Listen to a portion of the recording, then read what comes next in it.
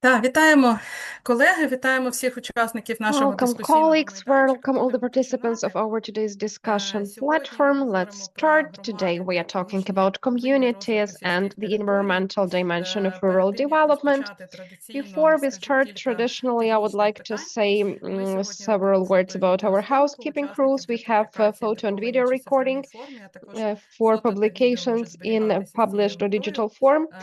виключно з And метою, photos or власне, videos підтримки might be сільських громадськістю saved та with документації this aim of сьогоднішньої supporting події. rural Якщо ви не хочете communities бути and на фото, documenting our скріншотах today's або event. If відео, you ви don't want to можете be present вимкнути at камеру та pictures, змінити screenshots, or videos, ім'я you з can огляду switch off анонімності. your camera or change your Сьогоднішній name наш захід in Zoom to також remain anonymous. Our на today's заході передбачений event синхронний переклад. is with В нас є simultaneous закордонні interpretation. колеги, We have colleagues from які будуть abroad говорити that англійською. will be Відповідно, speaking in для тих, кому English. не That's потрібен why буде for переклад, those ми who might просимо require натиснути interpretation, we would like внизу you екрану. Ви to можете вибрати собі переклад українською select мовою the language і Ukrainian слухати interpreting at the bottom of your перекладі. screen and listen our Презентації та event in запис interpretation. традиційно ми поширимо Recordings серед and всіх наших presentations traditionally will учасників be заходу. shared Якщо with all раптом our ви participants of the доєдналися events. If за for лінком, some reason you але joined не зареєструвалися but завчасно, лінк на didn't реєстрацію register on закинуть. time, Це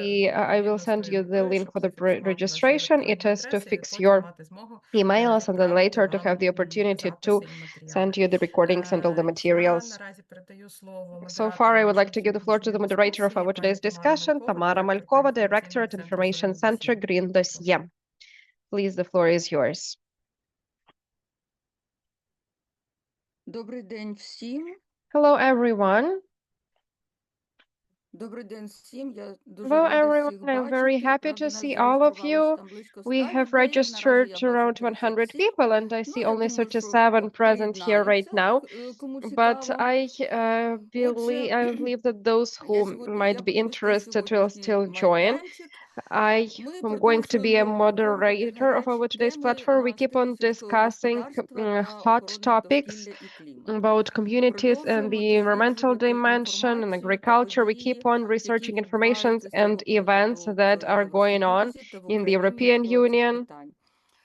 Я черговий раз around нагадую, such ми topics. не Once again, I would претендуємо like на to видачу remind рецептів you щодо that we подолання are проблем, not які пропонуємо наш saying that we will доповідник. be able to give you Ми намагаємось prescriptions to означити проблеми, solve all the знайти problems. We try цікавий to досвід define them, експертів та to практиків, find надати interesting контакти, experience, залучити experts, до дискусії practices, якомога and to більше involve людей to з our різних discussion as many секторів people as і possible from various обов'язково з sectors, організацій громадянського in суспільства. particular from the organizations of Ми впевнені, civil що society. багатосторонній діалог We are веде pretty до sure порозуміння that і до кращої інтеграції до multi-sided європейського dialogue Союзу. will bring us Наша to better дискусія integration to the відбувається в European рамках Union. Our проєкту discussion is taking просування place сталого сільського господарства та within інтеграції до the ЄС через project Організацію driving громадянського sustainable суспільства. agriculture and the EU integration through Проект CSO. впроваджується The інформаційним project is being центром «Зелене implemented by досьє» за ICO Information підтримки Center Green Європейського Dossier with the Союзу та support of the European Міжнародного фонду Union and the відродження. International В рамках Renaissance проекту Foundation вступаємо у within the ЄСА. framework Whole of І Society я Accession з задоволенням project. надаю слово And it is пані my Ользі pleasure to give the Квашук, floor яка to є Olga Kvashuk, who is the менеджеркою програми manager Європа і of the світ Europe and the Міжнародного World фонду Program відродження. International Прошу, Renaissance пані. Foundations. Please. Усім вітання. Welcome, everyone. I'm very happy to see all of you. I have familiar faces, new faces, but let me tell in a nutshell why we, as International Renaissance Foundation, was important to support this initiative in cooperation with the European Union. With the Green Dossier, we have been cooperating. It seems to me that we started our cooperation before full-scale invasion. We were cooperating and we were talking about association agreement at that time. Now we already have full-scale work on chapters. The chapter about agriculture and development of rural areas. And it is great that here we have this amazing approach because, as Tamara has already mentioned, it is really something in between. It is cross-section of agricultural policy and environmental approaches of developing of rural areas is important because in the European Union itself, actually, they are updating and common agricultural policy, and we already need to see how this vision before 2040, we need to track it, even in the conditions of war. We need to track it and see how the European Union is developing its agrarian policy, where actually we have this development of rural areas. And we need to move towards this already as well, even without official status of EU country member. And it is really great that we are supported by the European Union here. The EU is our partner. For 10 years, we have been partners in our fund, and we support such initiatives jointly. We understand that the government has lots of work with task forces, with working on chapters, and it is important here that also public experts join, and actually our partners do that, and we need to have this communication platform. We're not only something is done at the ministries, but we need to have communication on the one side with our international partners, and I'm really happy that we always have representatives of the European Union countries and all the structures that are forming and developing common agricultural policy on our events. And we also have representatives of the communities, because later to work and to implement all of this is for people on the ground. So it is important for us to have this mutual understanding and information. And it seems to me that Green Dossier is really successful in developing this platform where everyone can communicate and find out about new opportunities, challenges, and together develop variants for implementing these new conditions and new rules. I wish fruitful discussion to all of us. Thank you, Olga. We are always happy to cooperate with International Renaissance Foundation. It is just not financial support, it is also very serious moral support. So we are already talking and discussing with this position that future joint agrarian policy will include Ukraine. Future, I mean, starting from 2027. Could you please have the slide here?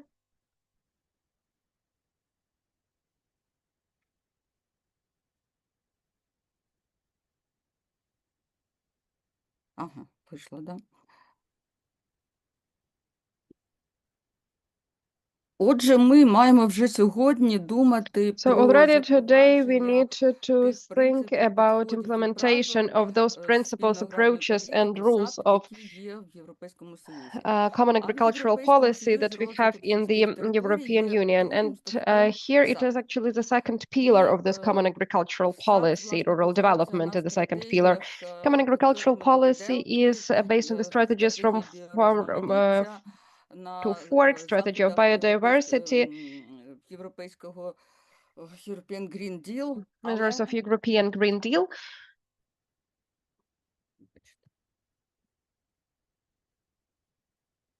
Але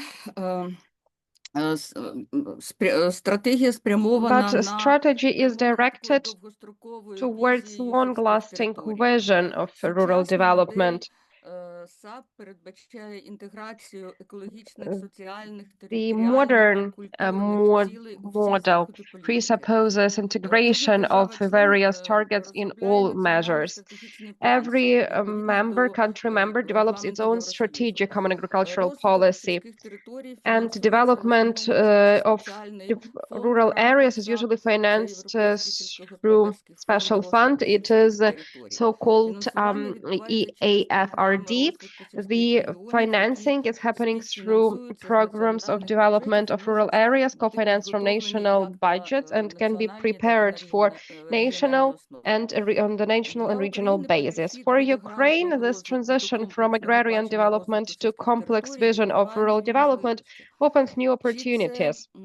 Whether it is reflected in our documents, in strategy for the development of agriculture in rural areas till 2030. What is the meaning in this process of recently voted in the parliament law of Ukraine on introducing changes to certain laws on Ukraine on foundations of supporting agricultural sector, and how real it is that ecological aspects of the EU policy can become a tool for Ukrainian communities in the context of a future joining to common agricultural policy. I would like to give the floor now to Mr. Mykola Moroz, Director of the Department of Rural Development of Ministry of Agrarian Policy and Food of Ukraine. And first and foremost, I would like to express my gratitude to Mykola because he always reacts to all our invitations, he provides comments, and I can say that it's already this long-lasting cooperation, many-year cooperation. We are really grateful, Mykola, for this support because it is amazing when people get information from the first hands, basically. You are actually these first hands that relate to strategy and this new law as well. Could you please tell us a little bit more how we are going to transform our policy to be equal member of common agricultural policy of the EU? Hello, dear colleagues. First and foremost, thank you for the invitation. Very nice words have already been mentioned that formation and development of policy cannot take place without discussion, and that's the essence of developing the policy. When we can listen to all points of views, to all problematic issues, and as a result, we receive a great systematic document that really will be operational and not something that will be adopted and yet another strategy that will be adopted that will be just in the table, in the drawer, and will be considered as something that we just have. So thank you for the invitation and thank you for this opportunity for the discussion. Let's probably start from that fact that you probably know it, those who following the events. In September, we in Brussels had a screening meeting concerning Chapter 11, Agriculture, where for 3 days we were presenting the position of our country concerning what is going on in our agricultural sphere, what we strive to achieve, what we strive to change, and what timelines, deadlines we have for this, what resources are still needed. All of this will be in the report of the European Commission that we are already expecting in the nearest future, probably at the beginning of November. We will already have it, and it will be our joint roadmap with the help of which we will be moving towards implementation of the European legislation concerning our Chapter 11. First and foremost, now we are trying, despite the fact that we are still not members of the European Union, we, even without waiting for the official beginning of discussions, we are already aligning our legislation to EU acquis. First and the most important thing is that with the help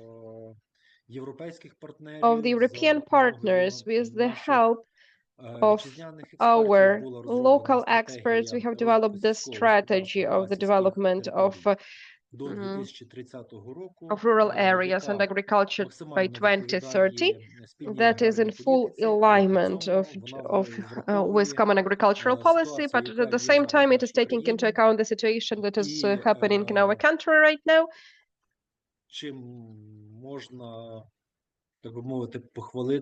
And we can be proud of that fact that probably we are, for the very first time in pretty long time, we are trying to, in this strategy, to get away from the notion of only agriculture as production, because I believe that you all know that before we focused on increasing production without taking into account all the other specifics, now we want to move in complex way, cross-sectorally. We would like to take into account all the aspects of social, ecological, environmental, and also the matter of production should be taken into account, but in such a way that on the one hand we can move pretty fast, and on the other hand our farmers should be able to adjust to European requirements, to EU acquis, and our joint target, joint aim of all of us is implementing of sustainable policy. What's the difficulty? The difficulty is that it is a cross-sectoral notion, and when we are talking about development of agriculture, it's easier. One ministry is responsible for the development, and actually it is pretty easy to form policies and to stimulate and incentivize this process. When we talk about not just increasing of production, but development of rural areas, then we get this cross-section of interest of many central bodies of executive government and also local governmental bodies, because actually local governmental bodies, even more so communities, are the basis of forming and implementation of this policy. The logic is for us not to go from top to the bottom, but from bottom to the top. And I believe that we will be able to implement this. So it's a strategy till 2030 encompasses one of these aims is development of agricultural territories, and separately we have aim on green development that presupposes that our farmers should step by step align their activity with European conditions and requirements, and at the same time this transition should be as smooth and easy for them as possible. What do we need for that? First of all, and very important, it is creation of such institutions that are in alignment with European requirements. Once again, those who are following our news and joining our events, you know that right now we pay particular attention to the creation of a new institution that is called Paying Agency.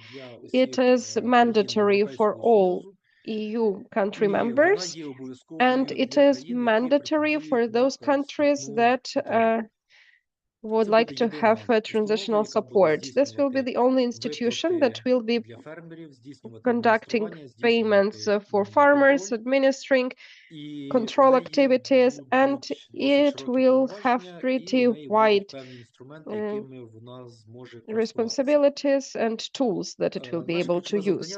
Our key task is to make this process as transparent as possible. So transparent that, first of all, the farmer that would like to get support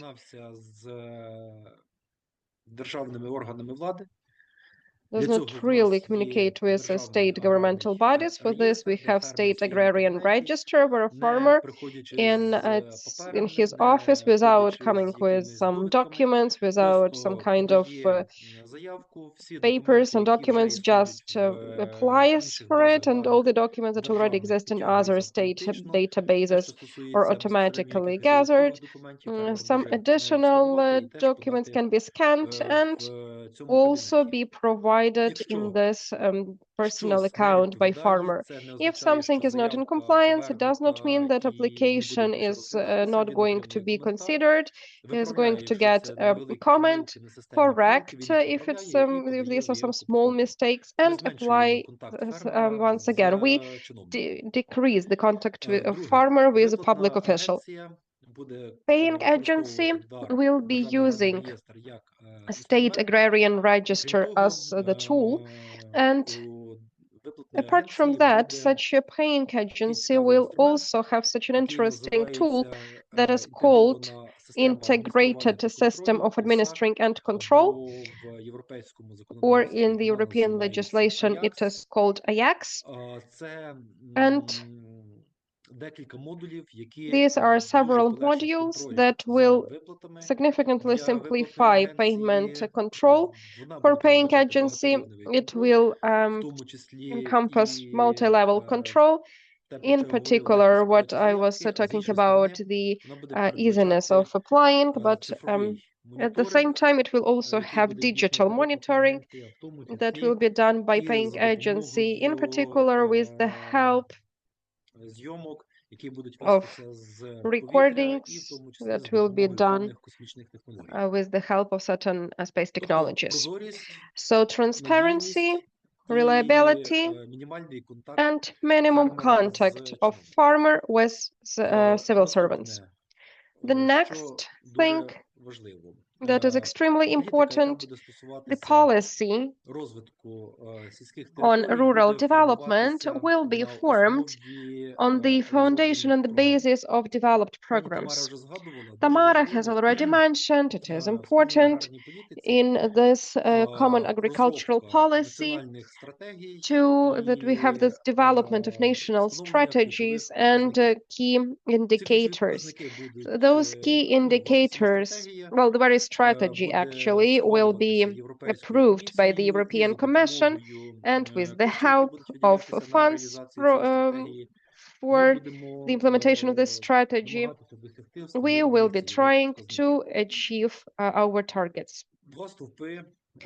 Two pillars of a common agricultural policy. These are direct payments that we are already testing. There is this regulation that so far is directed towards small farmers. And what is important, it is this Fund of Development of Rural Areas, EAFRD, that Tamara has already mentioned as the second pillar of common agricultural policy. We are now monitoring what is going on in the European Union, what will be the policy starting from 2028. And most probably, such programs will be united in single program, in single fund, through which financing is going to happen, in particular financing of rural areas. What is important that till 2027 we cannot have any kind of support because we have Ukrainian plan that is being financed by the European Union. But starting from 2028, we would like to be able to develop as much as possible all the mechanisms so that from 2028 we have such an opportunity to have reaccession support so that we can get it as soon as possible. The law has already been adopted, the one that we have already mentioned, that includes all these needed mechanisms. It is now waiting for the signature of the president, and in the nearest days we are waiting for its signature, for its signing. It's an important indicator of Ukrainian plan. What does it mean? It means that we will be able to have co-financing from the European Union, in particular for the development of rural areas. The plan that we presented in Brussels in September encompasses several extremely important steps that we have to do apart from paying agencies that I have already mentioned. One more important thing is implementation of groups of local development based on a leadership principle, leader principle. I think that I don't need to tell you in details about the program leader. You know that this program is being financed in the European Union and that it is one of the tools of the development of rural areas.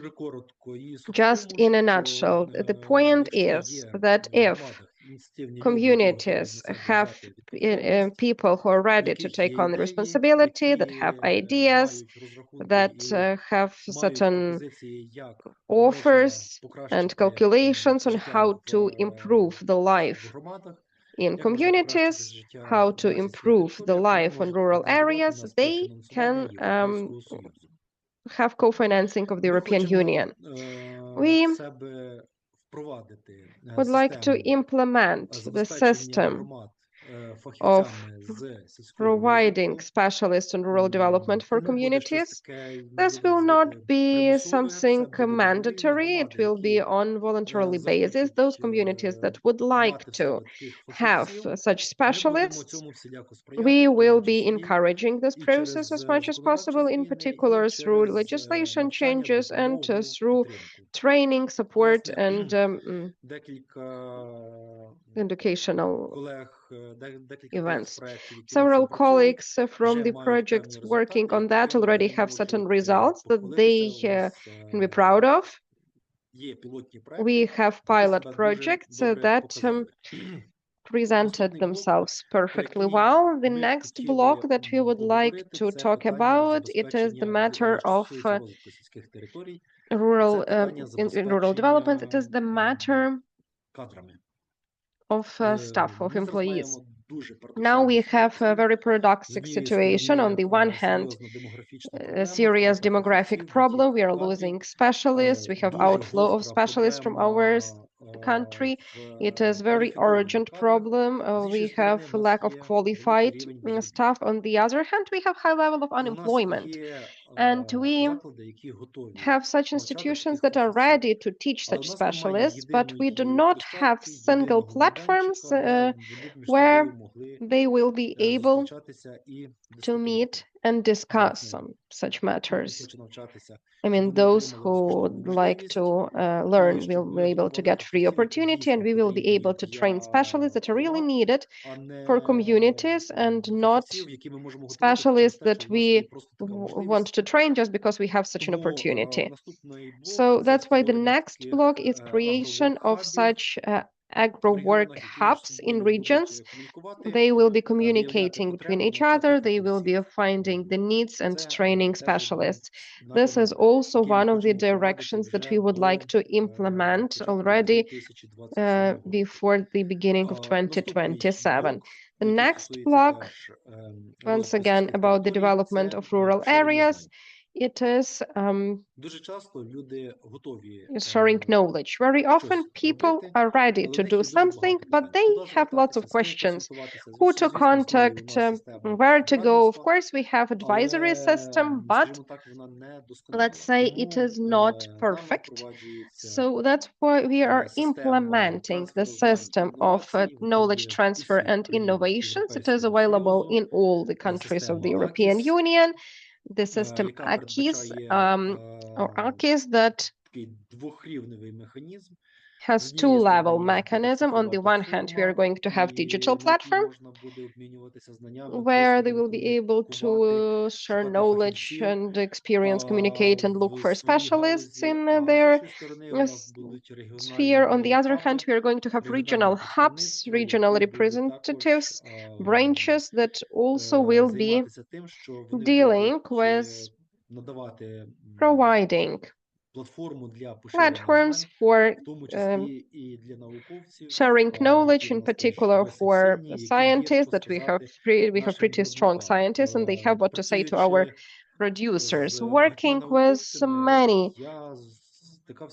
scientist, I have faced with such situation that we have amazing developments, really wonderful scientists have amazing offers, but they are just discussed somewhere in narrow circles and are never implemented. So if a scientist has some kind of idea with the help of this AKES system, he will be able to spread this idea and that knowledge and inform communities and all stakeholders about it. That's why it's this next big block that we are working on. Apart from this, we will have additionally developed strategic document that will have more detailed information about the measures. And here I would like to ask all the participants to get engaged with the offers. How do you see it? How would you like this to be implemented? Your offers are always welcomed.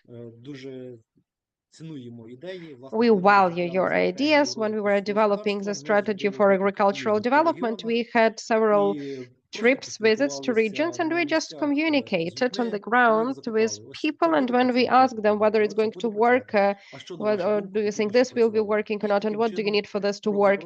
So that's how step by step we moved towards improving of the strategy. So if you have some kind of ideas, organizers have my contact details. You can just send me your ideas, and when we have ready-made document, please also join the comments and providing the ideas. Agroecological measures. Once again, we will be following European principle when we have practically two blocks. The first block, it is mandatory measures that have to be done by the farmer, responsible management of farmers. And then the second block of voluntarily measures that also will be recommended by us for farmers to be able to have certain level of support. Actually, we have already tested this approach. This is provision 918 that was providing expenses for 1 hectare and for one cattle. It had voluntarily adhesion to certain social principles. It was the first step, and then in the future it will be only developing. I see that I am already outside of my timeline. It's just I have lots of things that I would like to tell you about what we are working on. But the main things that I would like to draw your attention to is once again that now we are moving to systematic multi-year planning within strategy development. We are changing the logic of approach to state support. We are creating new institutions, and we are encouraging all the partners to dialogue. Thank you. If you have any questions, I don't know whether I need to take them now or after the meeting, but I'm ready to answer them in any case. Thank you, Mykola. I would like to say that could you please draw your attention that on the website we also have additional materials for your reference, where we tried to gather information on the European Union, on common agricultural policy, and about our legislation. If you have any remarks concerning that, please do not hesitate. We keep on providing materials and short information on our website. You can find news of everything going on in this sphere. Thanks to our employees, Katarina Shor, Nadia Shevchenko, and Olga Ignatenko should be somewhere here as well. I think that maybe let's listen now to Ms. Laida, and then maybe we will take some questions, because Laida Lyda Reinhout is a director at ECOLISE. It is European Network for Community-Led Initiatives on Climate Change and Sustainability.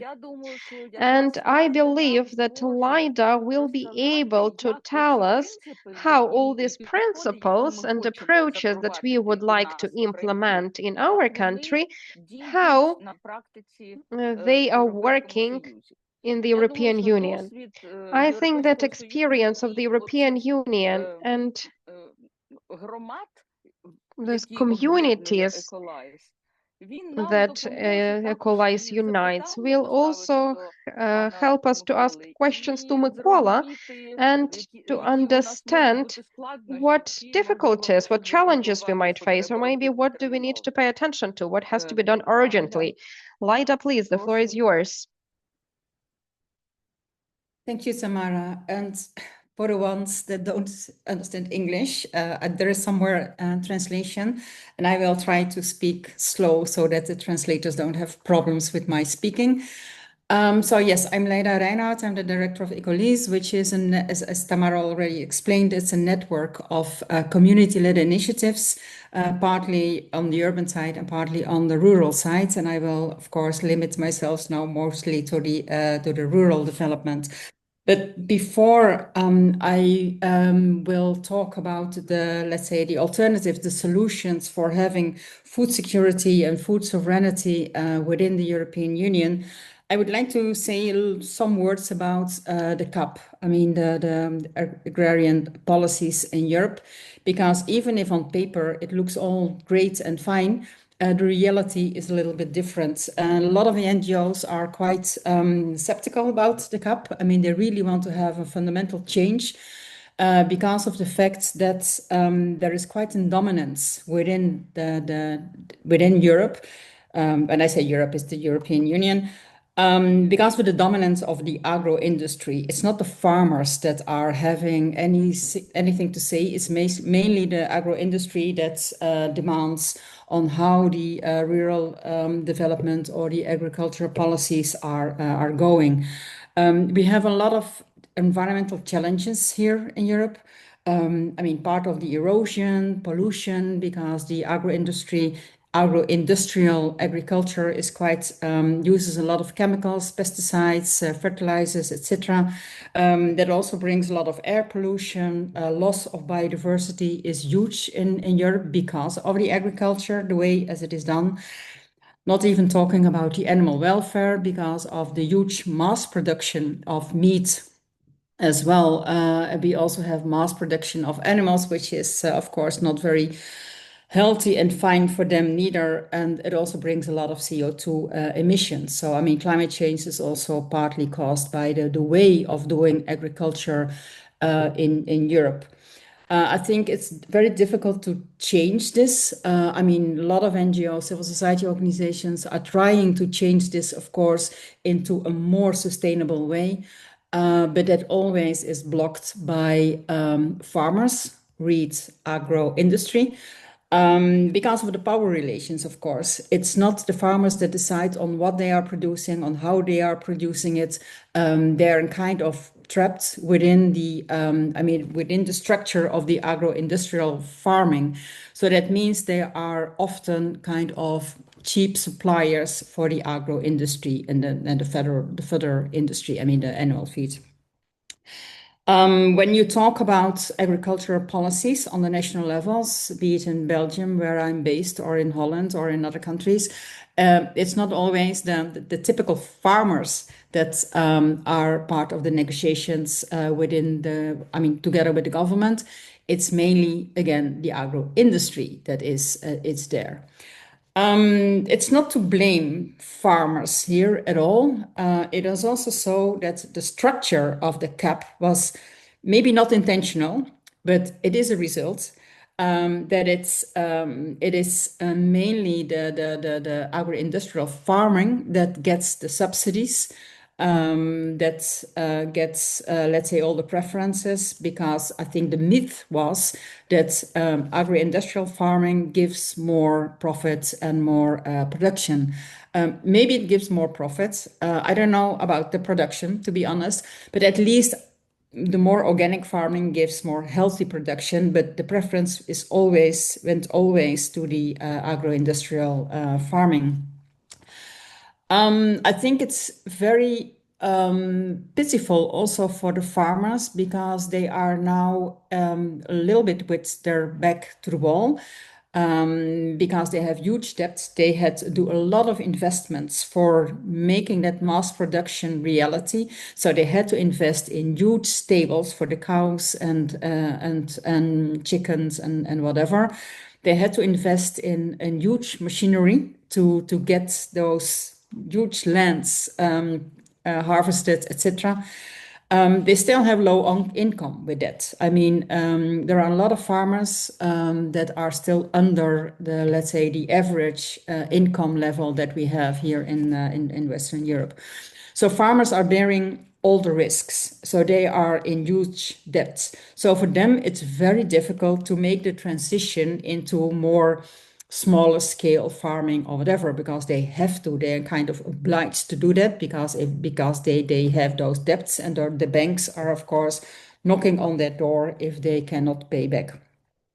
So I think in general, what the CAP is causing is at the moment a lot of exploitation to farmers, to the soil. I mean, environmental issues, and and animals.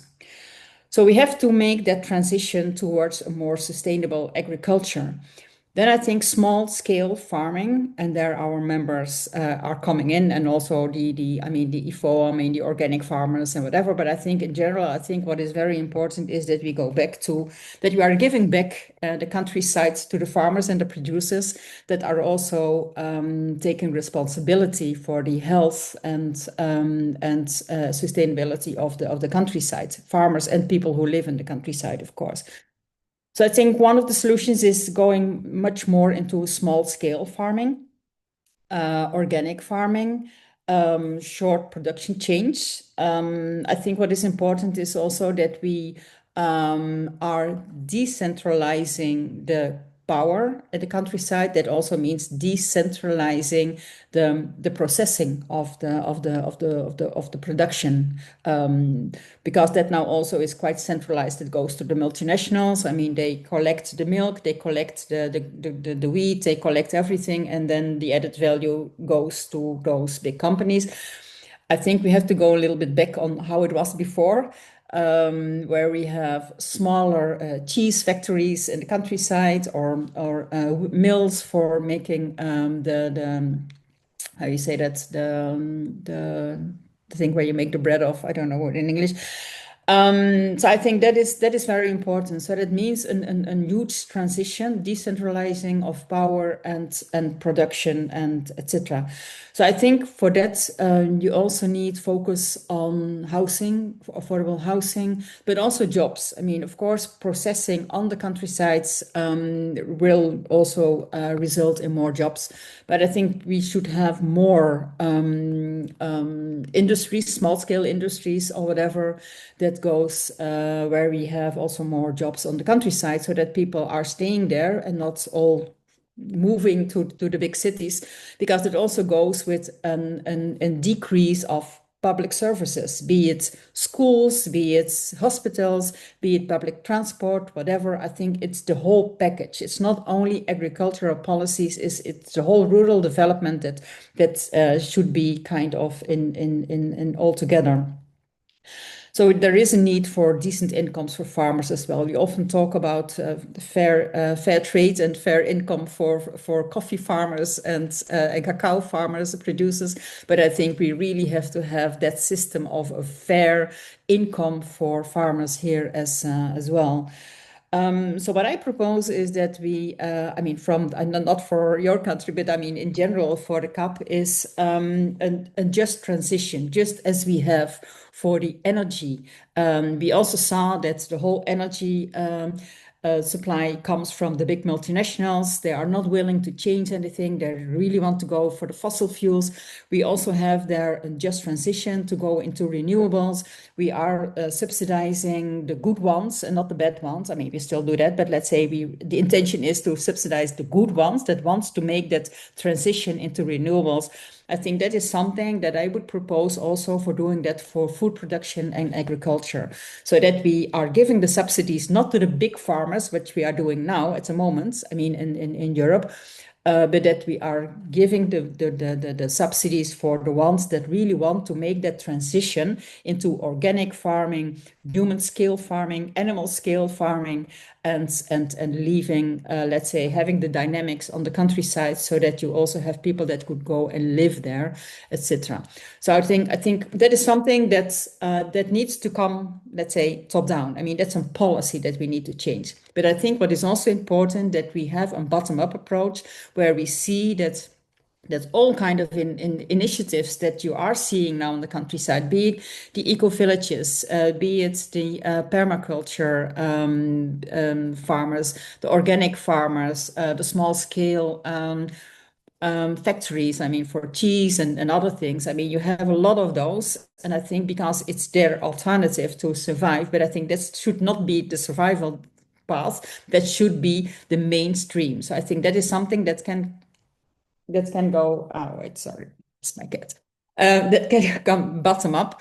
And I think that also needs a lot of support there as well. So that's a little bit my thought-provoking input to see how we can indeed achieve a sustainable agriculture, a sustainable rural development, and a food production as well.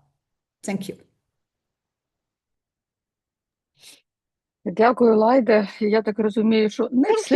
As far as I understand, not everything is as simple as we think. So if we implement something through our legislation and we implement European rules, it does not mean that it will be easy for us. I think that it will be approaching our colleagues, Laida in particular, for advice, for help. And now I see that in chat we have questions. First of all, Constantine Mr. Constantine is writing that fark to fork strategy is no longer a priority. Yes, we were asking during one of our platforms, we were asking DG Agri about losses of the priorities of this strategy from farm to fork, and we were told that this strategy is still operational, but it is now in bigger documents, but it still remains important. And we believe them that it is like that. And we also have a question to Mykola Moroz concerning does Ukraine already use any mechanisms to check how the subsidies received by farmers are spent?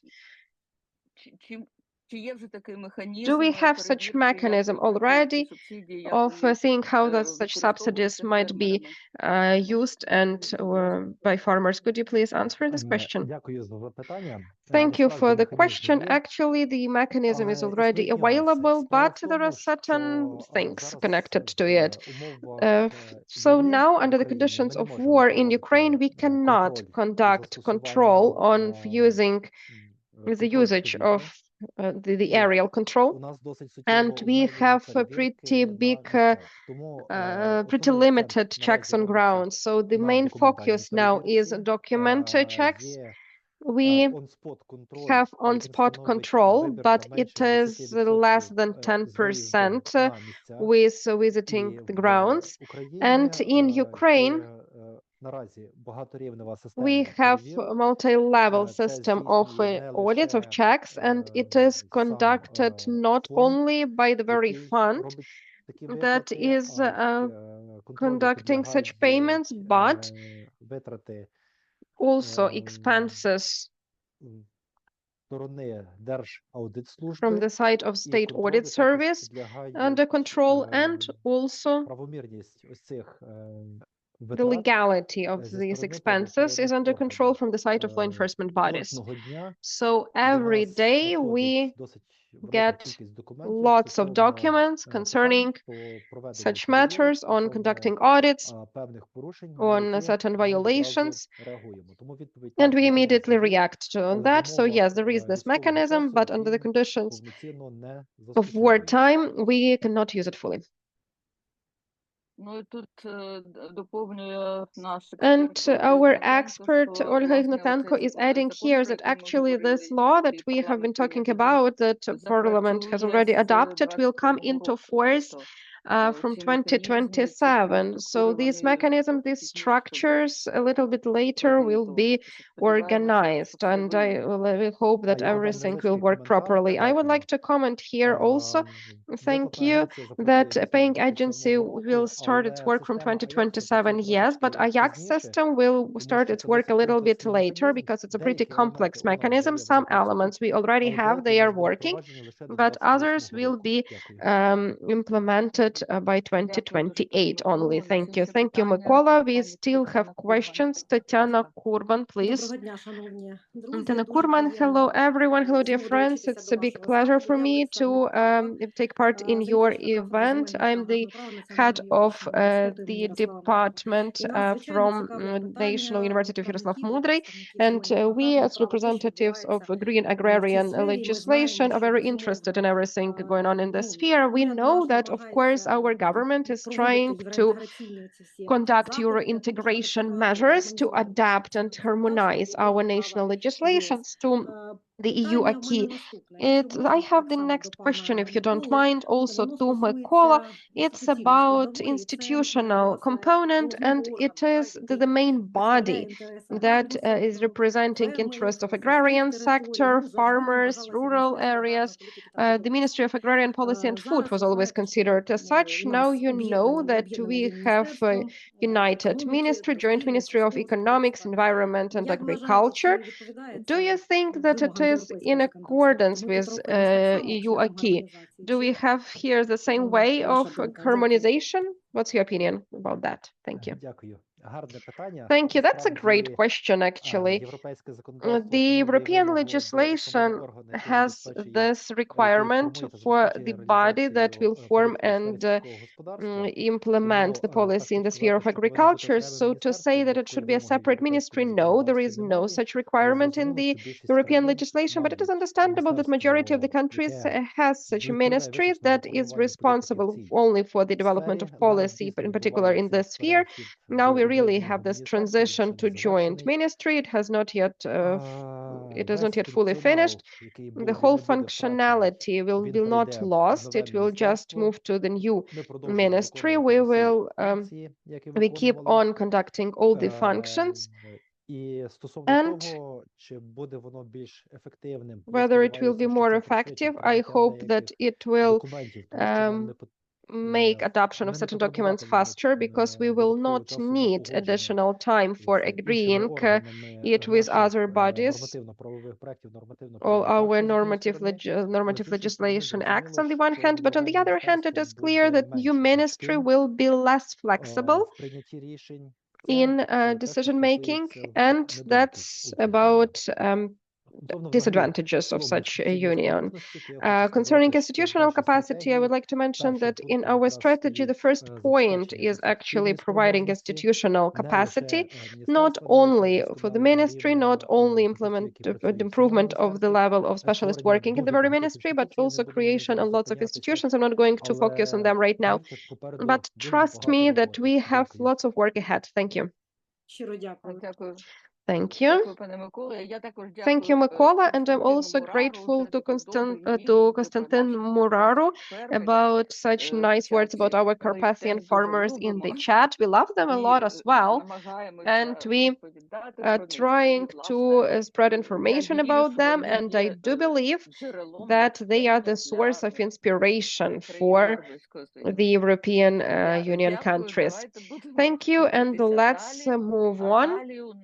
And now we have, now I would like to give the floor to Mr. Serhiy Zamidra. Do we have him with us? He should be. Я бачу серед списку I учасників, see він тут him in є, the list пане of Сергію. participants, Serhiy. Serhiy Zamidra this year already spoke on one of our discussion platforms, and in particular, he was talking about the creation of groups of innovations of small agro producers. It was taking place within the support of the European Union project, and we had pretty useful cooperation, and I think we will keep on this cooperation, and such talks provoked lots of interest from our participants. After that, we also had fascinating publications in agrarian media outlets, and well, half a year has already passed since then, and it will be very interesting to listen to Serhiy about actually about what prospects of the integration of ecological component in the strategy of communities development after speeches of Laida and Mr. Mykola Moros.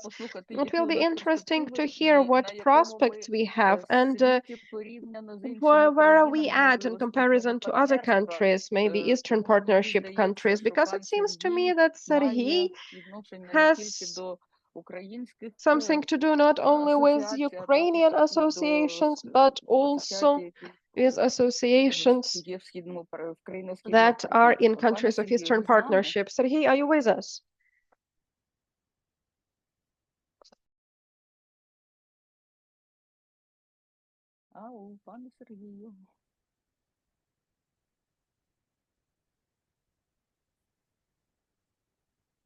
Не чує він, да? He can't hear us. У нас тут якраз зустріч в Нубіпі і We have a meeting here. 10 хвилин, я повернусь. I have 10 minutes for you. I will still come back. Can you hear me? Так, так. Не бачу, де ви. Yes, we don't see you properly. Як мене зараз чути? Чути? Can you hear me properly now? Чути, да. Yes, yes, we can Добре, hear я you. перепрошую. Sorry, Трошки затримались. У мене якраз I get a little bit delayed. зараз чути, мабуть, да? You can hear me now, probably, yes? Чути, так. Yes, yes, we can hear you. Отже, Amazing. So, в мене фонить. just a second, I have some echo. Перепрошую, ми якраз Excuse me, зараз it's в just right Національному now we are університеті in the ресурсів National University of Bioresources and Natural Usage. We had a meeting and all the representatives responsible for international cooperation, development of European projects. And just before joining you, we were discussing what is important for communities. And first and foremost, we were talking about ecological passports of communities, matters, various social matters, the development of rural areas, and approaches. That's why some small introduction to what I'm going to talk about with you now. Just a second, I'm going to share my screen and we'll start. Будь ласка, дайте мені права. Could you please give me the rights to share the screen? I have them now.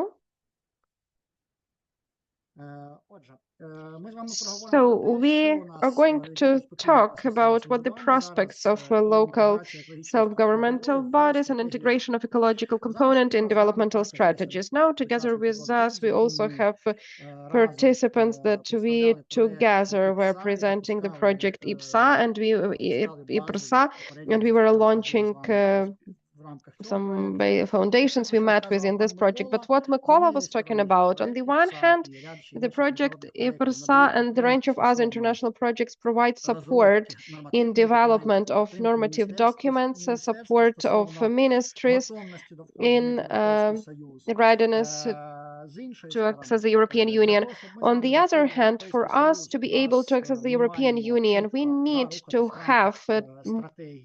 have to move directly in strategic directions, the strategies that is already proved in our country. And if you look at the strategy that point 4 and point 5, it's about that. It's about effective usage of land, demining, land reform, climate-oriented agriculture, mitigation of consequences and adaptation. So these elements are actually ecological, and they are in the strategy of our country. Then, if to talk about communities, then communities, as of now, for them to be able to get resources, we need to have a clear understanding of vertical. So strategy of regions should be in accordance with the strategies adopted by the state, and strategies of communities also should take into account all these matters. So communities have this task.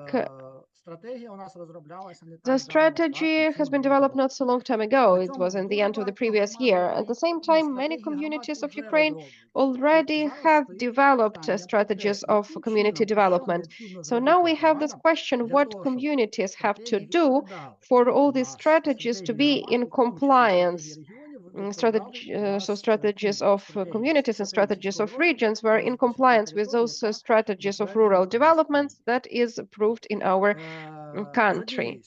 On the one hand. On the other hand, we today have already talked about that, and we were saying that in our country we have our system AKIS. It is actually that network that will be launched. It's being launched by now. It is actually this network where we will be able to get for some additional knowledge. But once again, if it is not a priority for communities, then they will not be able to go there for, they will not even go there for knowledge. So these moments, on the one hand, we need to develop. On the other hand, we need to think here about what can be done from strategical point of view. What is happening right now if to talk about climate-oriented agriculture, forest, industry? What do we focus on in the country? What in general is our, what are our international norms, strategic documents from that side? So we have sustainable development goals that we focus on when we are developing our strategies. On the other hand, Ukraine is a member of 3 conventions now: the Convention on Biodiversity, Convention on UNCCD, and UNFCCC. So apart from the fact that we are looking at it from the point of view of community development and rural development, it is what for a long period of time the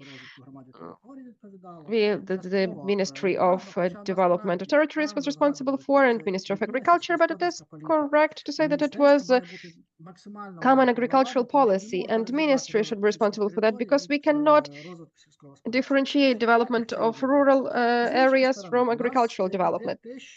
On the other hand, we have what was for a pretty long period of time was in under the Ministry of Ecology, and all these conventions about climate change that was Ministry of Ecology was dealing with. Now we are uniting all of this, and on the level of communities, everything should be reflected in strategic documents. On the level of regions, everything should be combined in strategic documents, and preferably not to have lots of various programs and strategies. Unfortunately, somehow it is like that we have lots of strategies and plans and programs. We have plans for recovery, we have lots of various strategic documents, and we have a little bit too many of them in our country right now. That's why Ministry of Development of Communities and Territories is now saying that with the time we need to come to that fact that we have key strategic documents.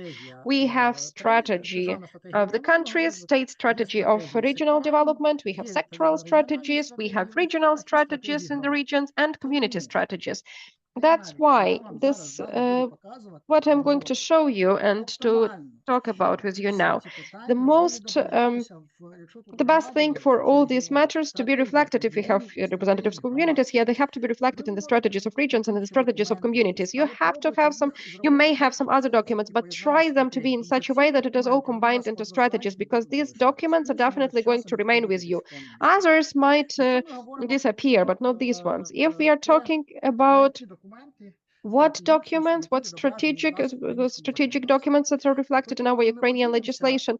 And here, if you take a look, then in various national plans and strategies, in plans and in measures, we mention different documents about the ecology, about soil protection, and so on and so forth. In the National Action Plan, a local action plan on environmental protection, action plans.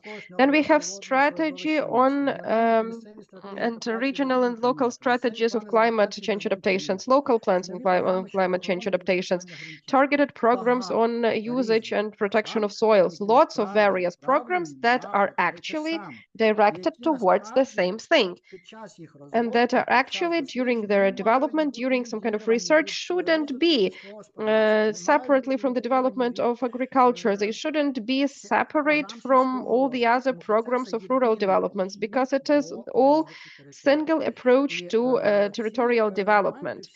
And these matters have to be taken into account. What do we have in reality? In reality, we have such situation that according to legislation I have just mentioned, in Ukraine, previously were developed various programs of land protection. Among such programs, we have, you see how many we had and how actively they were supported. It is as of 2024. During this period, probably nothing has significantly changed. Maybe in some regions they developed additional programs just because of the fact that one of the projects of UNDP was working on that. So the number could have increased, but from in Vinnytsia region, two community service programs, Volyn region one. So see this last pillar, we see that at some certain point activization on development of programs appeared in communities, and then later this pace decreased, and not always what was developed and what was present earlier in programs was reflected in communities' development strategies. These are all these matters that we need to take into account, and we need to work on that when we are talking about strategic planning. So how do we need to take it into account in Ukraine? One of the projects was working on that. If we have the materials now, we will be able to do that. And concerning international recommendation, I would like to ask to recommend communities to look at FAO documents and that were developed in some other countries. But what I'm trying to say that even if you look at the materials, how it was implemented in other countries, everything is still, it should be connected not to separate plans, but to strategic documents of your community, to the strategy of the community or regional strategy. What can we include it? I do not have that much time, but still, what elements should be taken into account? What we do not always look at when we develop right now. If to talk about the development of rural areas, what we are talking about right now,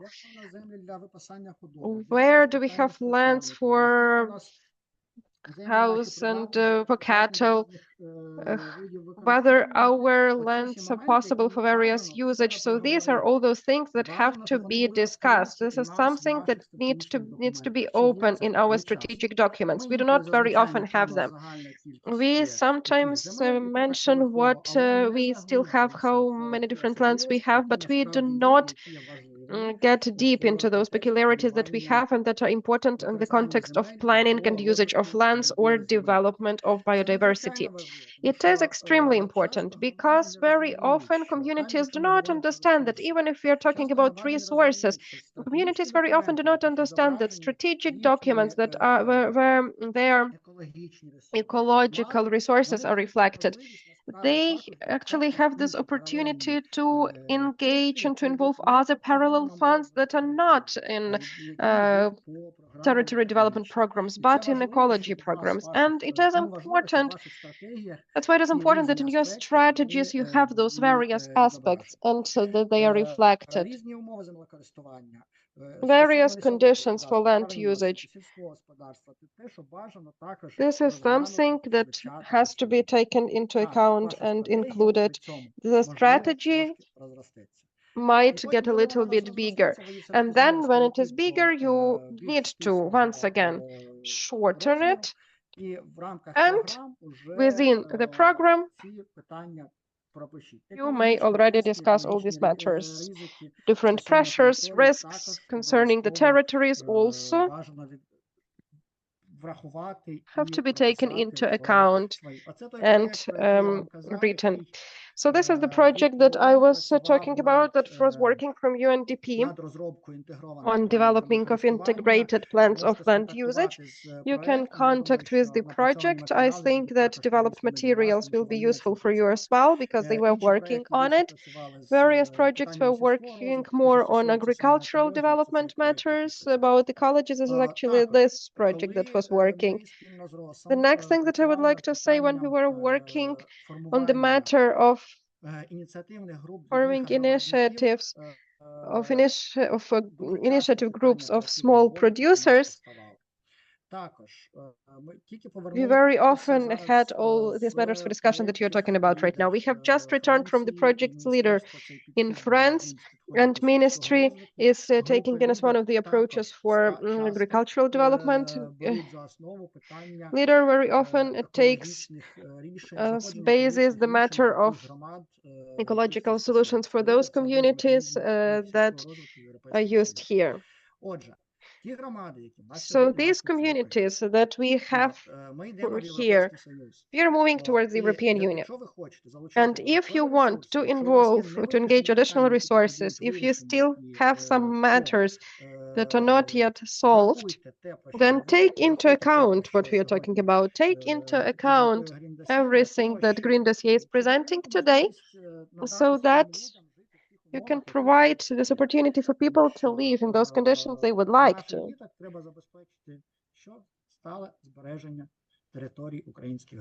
Because important to have sustainable preservation of the territories of Ukrainian communities. Thank you, thanks a lot. It was such a short presentation. Maybe I took a little bit more time than I wanted to, but excuse me for that. Thank you, Sergій.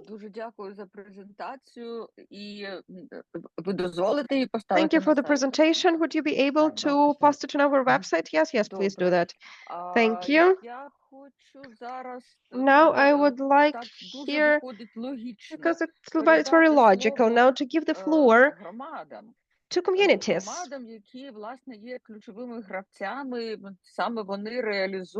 The communities that actually key players, they are implementing everything we were talking about so far.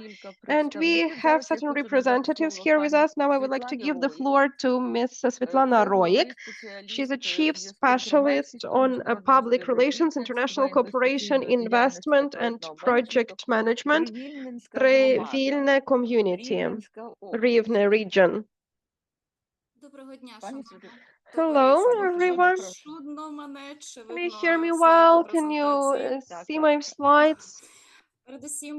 First and foremost, I would like to express my gratitude for this opportunity to participate in such a great event and to improve my level of knowledge and understanding in the spheres about practical implementation in amalgamated communities here in places. We are a small community in the Rivne region,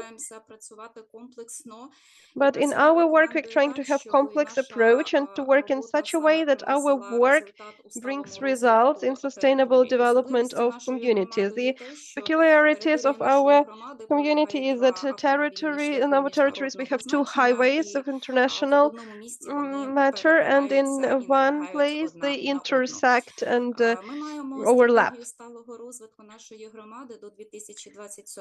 We have the strategy of sustainable development for our community by 2027. We have defined priorities and 3 strategic goals, and we are trying to work and to coordinate our activity with our partners, with our team, to achieve the mission and vision that we have ahead of us.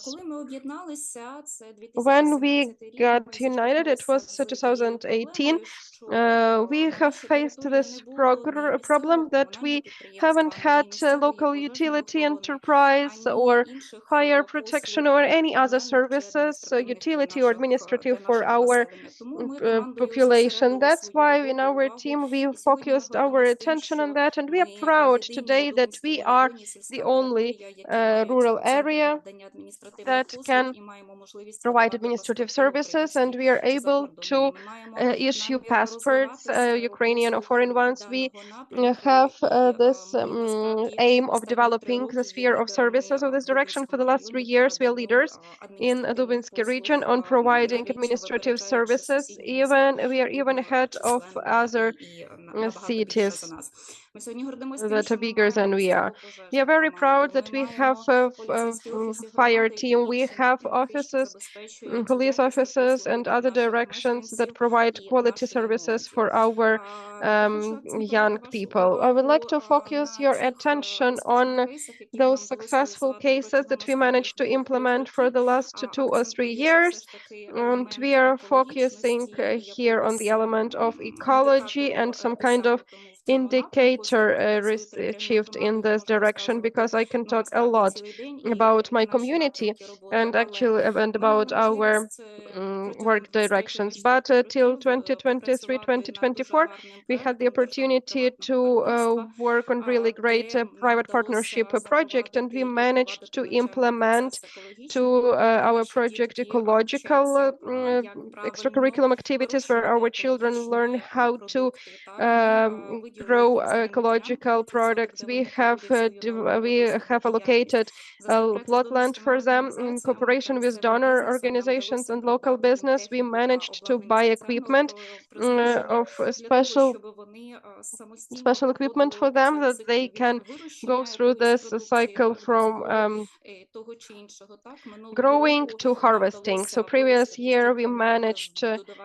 without adding any kind of pesticides, or we managed to harvest the wheat, and with the help of local business, and local business also helped us to transform this wheat into flour, and our children shared all educational institutions with all educational institutions this flour, and they were baking bread and other buns with this, and children saw all of this. Also within this project we had amazing educational component for our local businesses, for our local private households that are growing berries and fruits, where we were learning ecological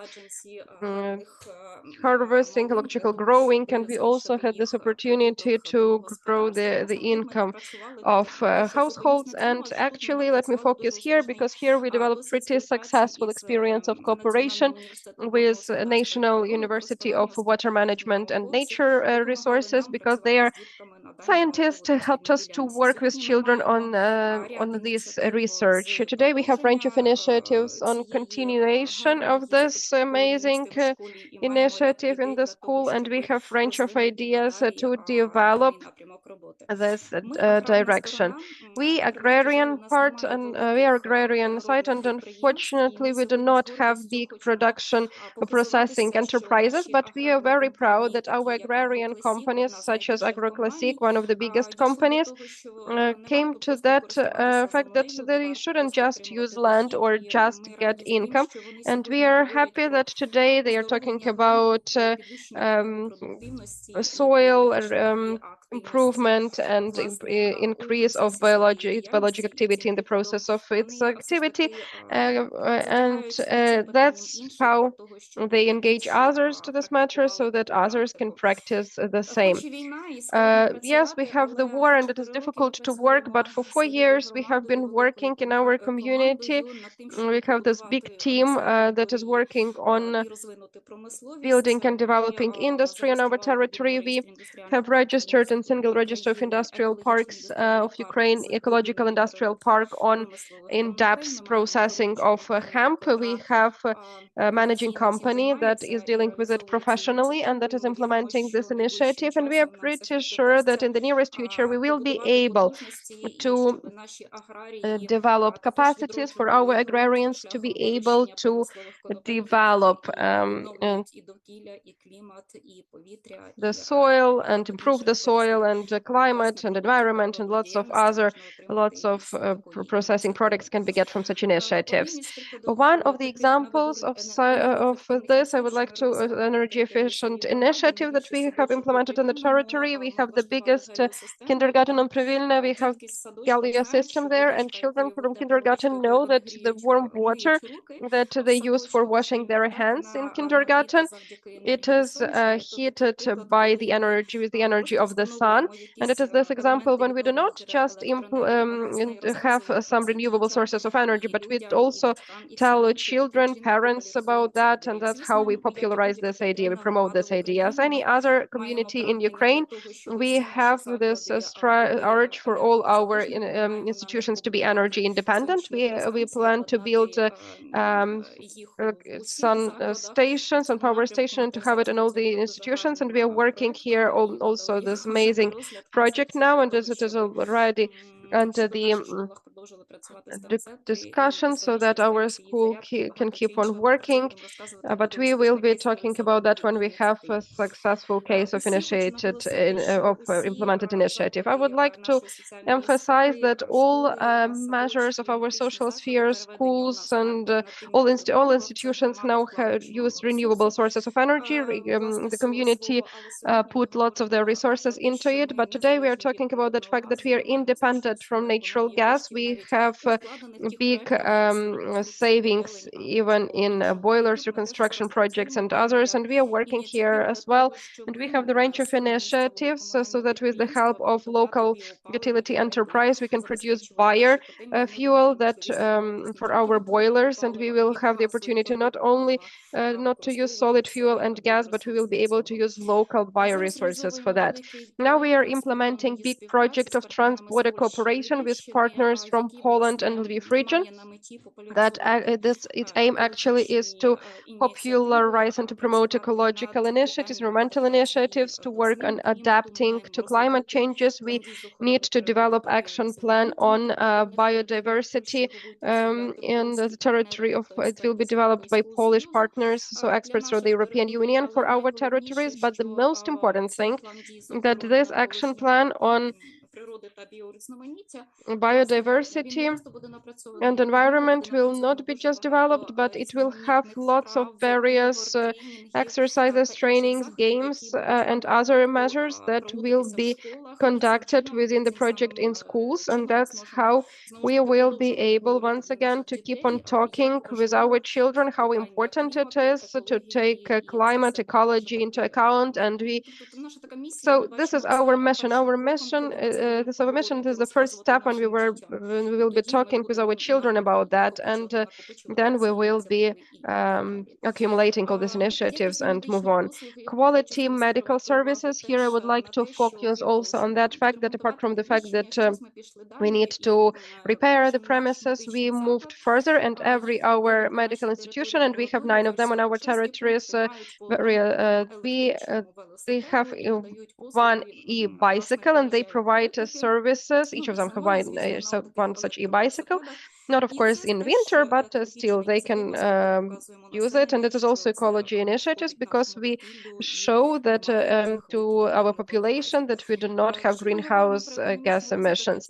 If we talk about economic development, this slide I would like to show, with the help of the slide, I would like to show that we're working with our business. We are communicating with them. We show them the ways of possible development. We show them where to go, what to do, where to see some grant programs, where to apply. But at the same time, we are talking talking with them about energy independence, energy efficiency, and usage of renewable sources of energy. Recently, we conducted a big forum of energy independence where we were talking about challenges, benefits, prospects, and opportunities of the state that is today providing interest-free loans for solar power stations or loans with low interest rates. And it is important to talk about that in rural areas, this business. We have one more great project. In 2 days, this will be the deadline for applying. Great initiatives, one for simple villagers, like each of them have 25, 30, 35 acres of land, and we had lots of trainings how without using how not to use pesticides, but how to take care of bushes and trees and vegetables. And within this project we have sub grants for our citizens. Before that we had 40,000 hryvnias provided for the implementation of these initiatives in their houses. Today this grant is already for 30,000 hryvnias, but still it is a pretty great initiative when people not just listen to something, hear something and learn something, but they are implementing this, and it increases trust level. And we never believed that someone can give 40,000 hryvnias to some kind of person for them to have more vegetables in their gardens. When we are talking about education, ecological education, we of course take into account our youngsters. We are implementing lots of projects, and we have mass media training centers, cooperation with international partners in that sphere. But we had great project for young people. It was a circular design project. We were talking a lot about circular economics, but the most important thing it was when children were sitting and themselves were trying to produce paper from raw materials. In a nutshell, I tried to tell you the key success stories that might be relevant to our today's topic of our communication. Thank you for attention, and I'm ready to take all the questions. If I can answer them fast, I will do that. If I am not able to do it now, I will do it later, but I would like to focus my attention that we are open to cooperation and partnerships. Thank you. Invite us. We are always ready to engage, to implement something useful, because well, knowledge, solid infrastructure, it will remain in our community and will help sustainable development of our territories. Thank you. Thanks a lot, Svetlana. You see, you have lots of applause for you here. Really, I saw your presentation, the first one that you sent. There were lots of slides, lots of information, and I understand that you haven't managed to cover everything today. And I think that after this platform, we will have some contacts between people, and we will be able to exchange the information. And now I would like to give the floor to Maxim Zalewski, who is the president of the Global Eco-Village Network. By the way, this Ukrainian Global Eco-Village Network is included in EcoLice. Well, I mean, Global Eco-Village Network is included in EcoLice. Lida probably knows about this too. And we are talking here about Ukrainian variant. Maxim, please. Yes, hi, everyone. Yes, I understand that actually we could have been invited only for two reasons. The first reason, these are personal contacts, and the second reason, some kind of European organization that knows about the existence of such networks. No, neither first nor the second, Maxim. We have been observing you for many years, and we have been monitoring your activity. Lida hasn't known that we have invited invited you. Lida doesn't know that we have invited you. If it's some kind of third variant, it is interesting because, frankly speaking, it is not so easy to develop such alternative variants of organizations in Ukraine. We actually have lots of interesting organizations. What Lida has mentioned about permaculture and eco stations network, for example, we have interesting one. We have climate network. We have a network of nature protection, and these are all initiatives, like grassroots initiatives that are decentralized and that dream of a development of grassroots civil society as it should be, because it seems to me that everything should go bottom top and not from Europe, and they shouldn't decide whether where they give grants and where they don't give grants. And in some situation, we had such thing. We have 55 locations on the territory of Ukraine that position themselves as eco communities or alternative locations that practice some kind of alternative sources of development. And we have united them into network. This network is one of the biggest in Eastern Europe and generally is pretty big in numbers and activity-wise. This year we took the prize. There is this yearly prize, yearly award in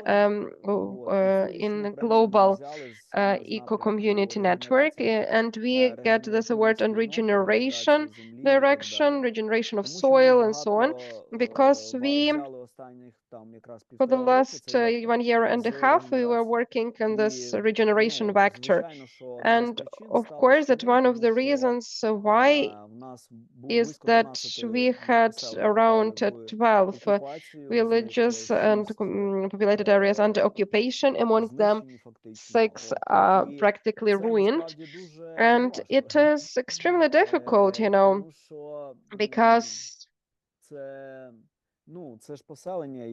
these are populated areas. They position themselves as pacifistic directions for peace. And here we have the war. So what do? We conduct lots of various activities, and after such intensive speech about this amalgamated community in Rivne region, I'm trying to think what strategy I should select here to also speak that fast about the slides, or maybe I need to talk in a normal way about the problematics, because actually this year, for the last 1.5 years, we are burning out actually after that sprint that we have during the war. It is a real sprint. We hosted around 3,000 refugees during the first wave. We developed Green Roads project, a huge project work conducted that united around 100 locations in Ukraine and around 350 all around Europe, connecting with all European networks to actually work with refugees and to host them. We were overflooded with grants, with human lorries, with humanitarian support. And actually, I have this question. The question number 1 is what to do with European grants, because in majority of cases, as of now, they are just not relevant to what we can do and what we are doing, because our problem is immigration. People leave. For the last year, we have intensive immigration. People go because they do not have basic needs, because we have high poverty levels, because we are marginalized, we are not recognized, we are not accepted. The society is generally not accepting us. And all our activities right now, these are cleaning activities. We have found this way. We can take care of the land, and it does not bring to any kind really to any kind of confrontation, because whatever is the ideology of people, they do believe that now taking care of our land, it is healing of ourselves, and that's what we are dealing with. We organize lots of cleanings. We are trying to work in collaboration with nature protection organizations to form nature protection zones. We are now talking about crypto grants, because there is this direction, pretty progressive ones that are developing alternative economics through crypto climate rounds. We are talking about carbon loans for these carbon farms and carbon for biodiversity. We are now doing some small things that are measured in, I don't know, $500, just not to tear people, because big grants, they burn out in such a way that later, because later we have this reporting that lasts to 8 months, people just burn out completely and they do not come back to us. We have terrible staff burnout, and that's why now we will be probably once again reject 100,000 euro Danish grant, because I don't know how we will be able to do that. I want to talk about Realia. I can talk about what we are doing. We are doing a lot of things. We opened bicycle workshops. So we have bicycles that we restore, and that is twice as expensive than to buy a bike on the OLX platform. But we do that. We provide e-bicycles for our people. We are solving the matter of food, water, mobility, regeneration, lots of various directions, trainings, courses, and so on. And these directions, we are now trying to minimize them to just very focused actions in places that can bring clear measurable effect. So if it's if we are planting some forest line, then it's better, or then it's better, or to clear the river, for example. The community is doing it throughout this whole season, every Saturday, but it brings them together, and it costs 100 euro, but it brings people together. They are extremely inspired after what they are doing. So I'm saying, maybe let's not take big grants. Let's keep on doing what we are doing. Let's organize some cleaning activities. Let's do something that we can do with what we have. And people after that are inspired. People after that do not sit and think where to get documents for reports. Then all these reports was going to write all these reports for 8 months. And to write new applications, deadline was yesterday, and so on and so forth. So these are big questions for us.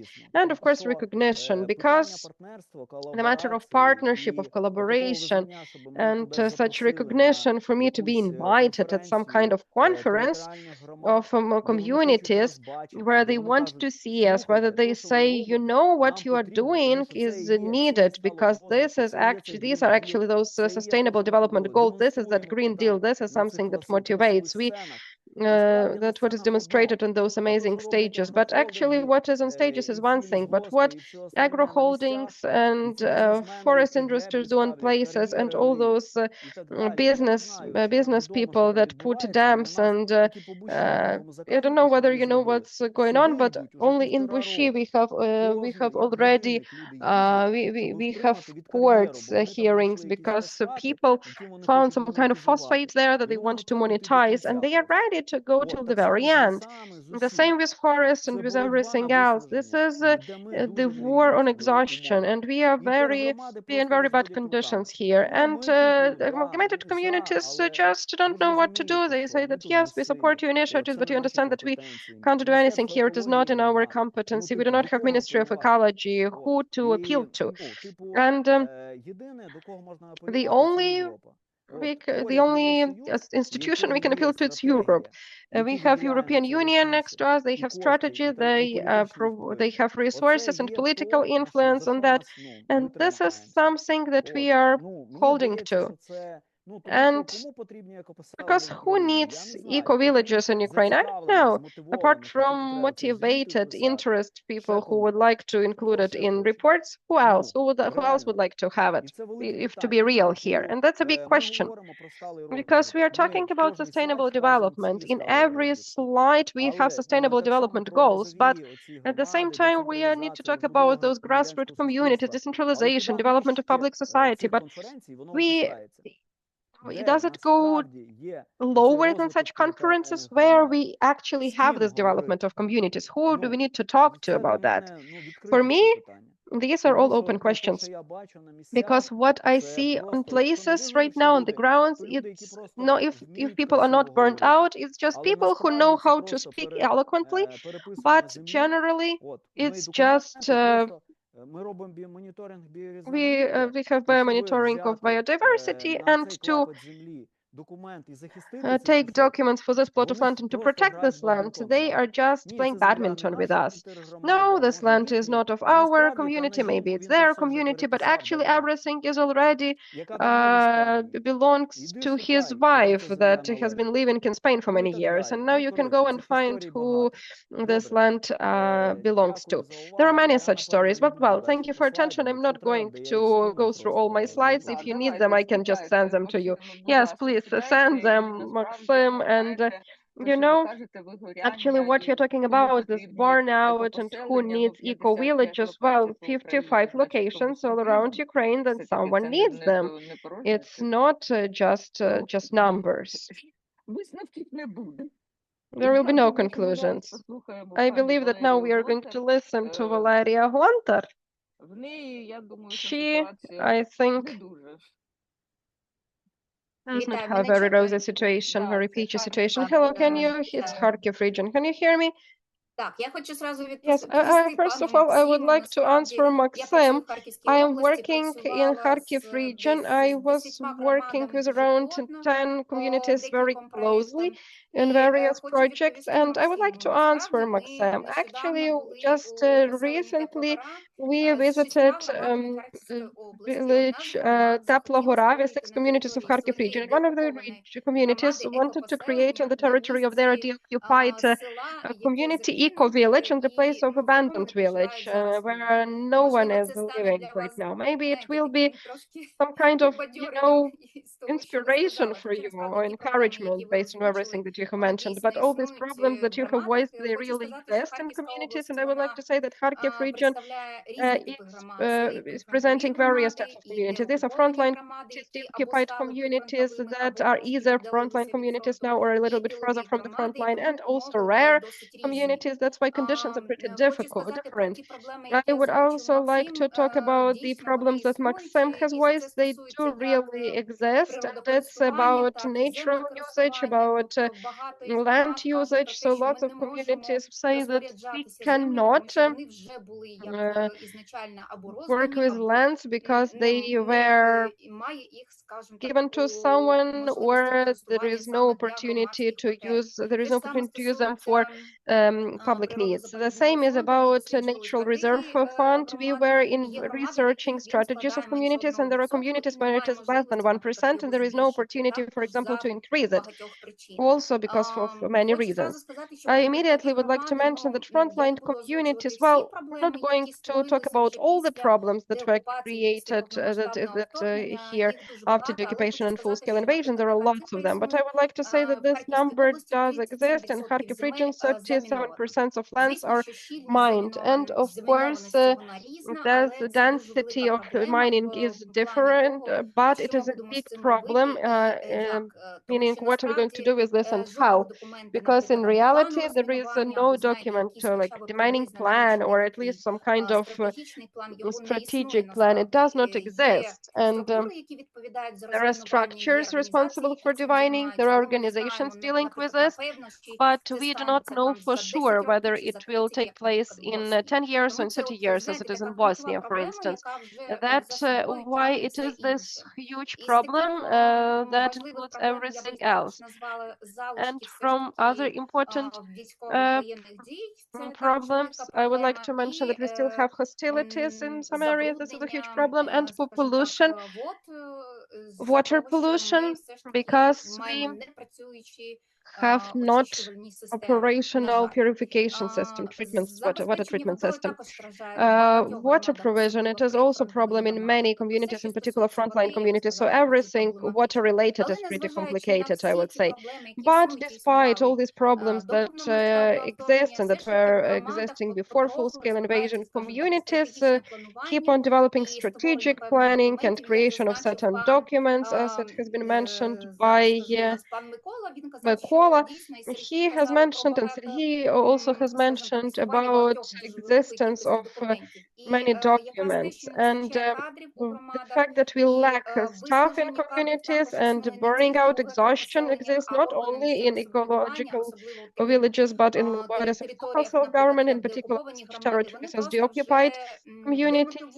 They are already demotivated, they are exhausted, and this huge number of documents just disperses them. They try to create it, but still I do believe that majority of them become formal and they do not have this connection with real situation that will give them the opportunity to create documents that will really help them to implement all their plans and conduct certain projects or movements towards Euro integration. There are projects from international donors, international cooperation, for example, intermunicipal, about changes in ecological condition of communities. But I would say that they are one-off spots, they do not have long-lasting consequences. These are, for example, such projects as providing sorting garbage cans, but there is no sorting as such, because we have in some communities when they at least started collecting solid waste in such communities, and that's already the first step. There are also communities that have solar panels, even Balaklia community, they are occupied, but they are working on it. Concerning remnants of war, these, for example, destroyed buildings, and they also create platforms on which, at least now, they collect waste without processing, because processing is planned for the future. But, for example, in Dragache, in Savinska community, we are planning to have such platforms as well. If to talk about, if to talk in a nutshell, we have such directions, but I would like to mention that for frontline territories, I believe this it has some prospects, but there is this risk that we might get ecology inequality in comparison with other communities of Ukraine, and it might bring social economic inequality. So this is the risk that I would define here as the main one. I would also like to mention that during the work in communities, we have found out that deoccupied communities are much more active than, for example, rural communities. So it is, maybe when person is in stress situation, it works like this in the same with communities. So communities say that we understood that we need everything. Give us all the projects, give us all the opportunities, we will take everything. And of course that they are not able to implement all of this, but these sparkling eyes and desire motivate us to keep on working. They open centers, and it is important for the development of civil society, because I have been working actually on creating centers for community development, and it helps to engage people and to motivate them and to unite them to develop their communities. That's why the occupied communities, you know, they are like on the front line. They are much more active and they're pioneers of the sort. And I would like to mention that to activate communities, we need to have places for that. These places are now created, in particular in our communities, only in basement areas right now. So all the centers for children, for young people, for civil society, they are all created on underground premises. But it's in basement premises, it's good that they exist. And if at the beginning communities were saying that no, we cannot gather people, then now, step by step, they gather small number of people in basement premises. They plan what to do. They're writing projects. And when you see that, it is really inspiring. It is inspiring. It inspires us to move on. And I think what communities need, they need more knowledge. They need information about how all these initiatives can be implemented, less documents, so that really, if there is a strategy, for example, then we need to develop ecological plans to the strategy as well. Because in our strategy, in our communities, for example, they mention about some ecological problems, so maybe some solutions, but there is no big answer on that, even though they have to work on plan development and recovery and so on and so forth. So there is this whole lot of documents. Preparation of all these documents takes some time, resources, and unfortunately, communities lack it. So they definitely need help with expertise, with staff. They lack expertise in places. They might not even have ecologists as well. For example, we visited a Zoom community and they have mentioned we do not have an ecologist. We don't know what to do, and how to implement all of this. So maybe that's it in a nutshell. I just don't want to take more time. If you have any questions, I will be happy to take them. Дуже дякую, пані Валерія. Thank you, Valeria. Ми спеціально запросили Well, представників таких we invited representatives of various communities on purpose because really we are all very different, and to recommend something or to have some conclusions, it seems to me that it shouldn't be done. I think that the most valuable thing that can be done here, these are contexts between all of us. And if you have questions about, we have in the chat the whole discussion between Lida and Olga. Natanka, maybe you can talk about it out loud.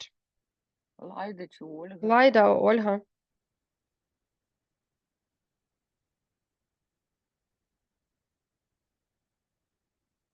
Yeah. Hello, Olga. We have a discussion on the chat. Well, not a discussion. I think we agree with each other. Yeah, I think it's mainly about what can be done. I think I don't know your country very well, I have to admit. So I don't know what is, especially now, the reality. I mean, the daily reality of people living there. But I think what is for me, and that's what a little bit what I write, is try to avoid at least to make exactly the same mistakes as they are doing here in Europe, because I think that is not good for farmers and not good for the environment.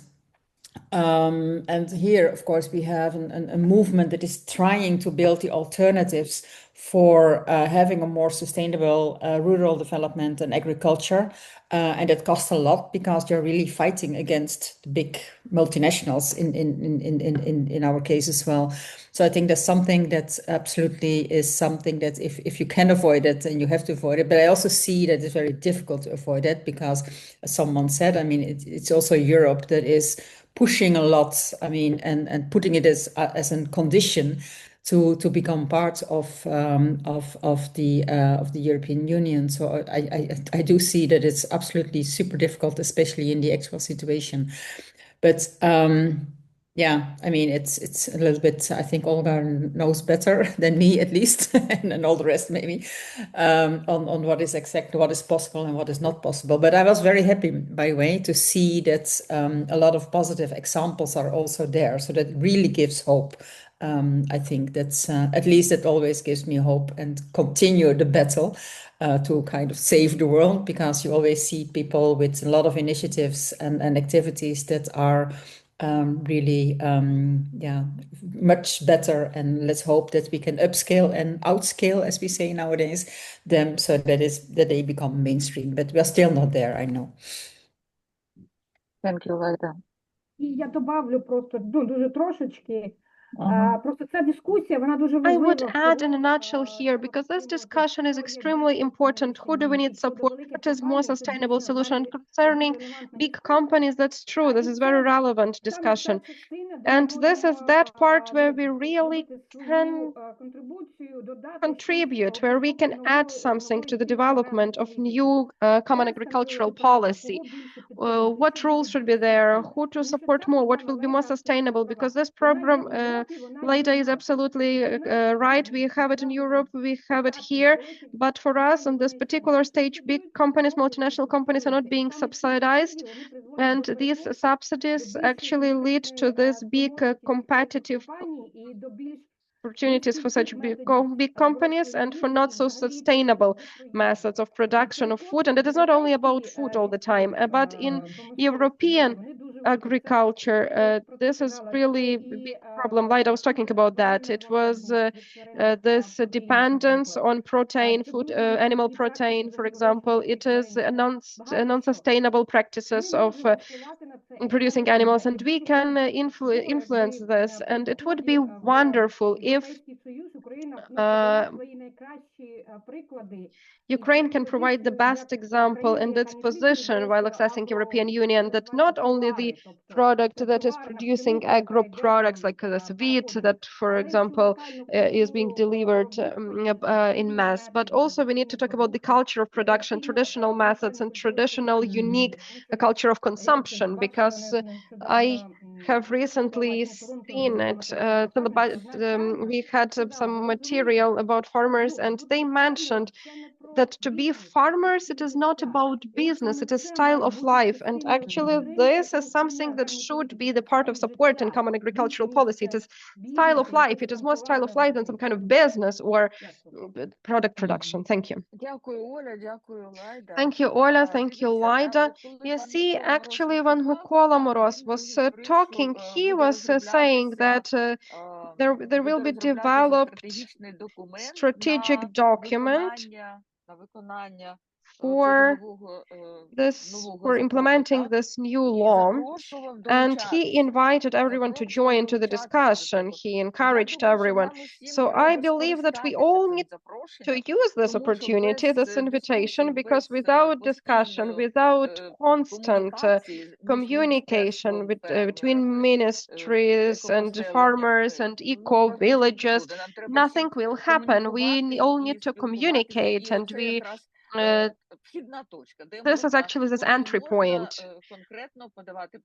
where we can write some proposals.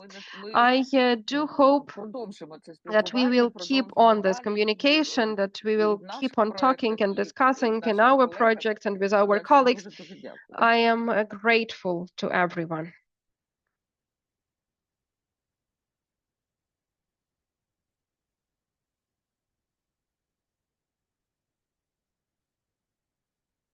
Питань і коментарів більше немає, так? No questions or no further comments? Well, we will place everything that we have on the website, as always, recording and the presentation. And just we will keep on communicating everyone, and in the list of the registration, we will send the information, and we will be communicating. Once again, thanks a lot, everyone. Have a nice, calm evening. We have already problems with electricity here, but well, it's okay. Thank you.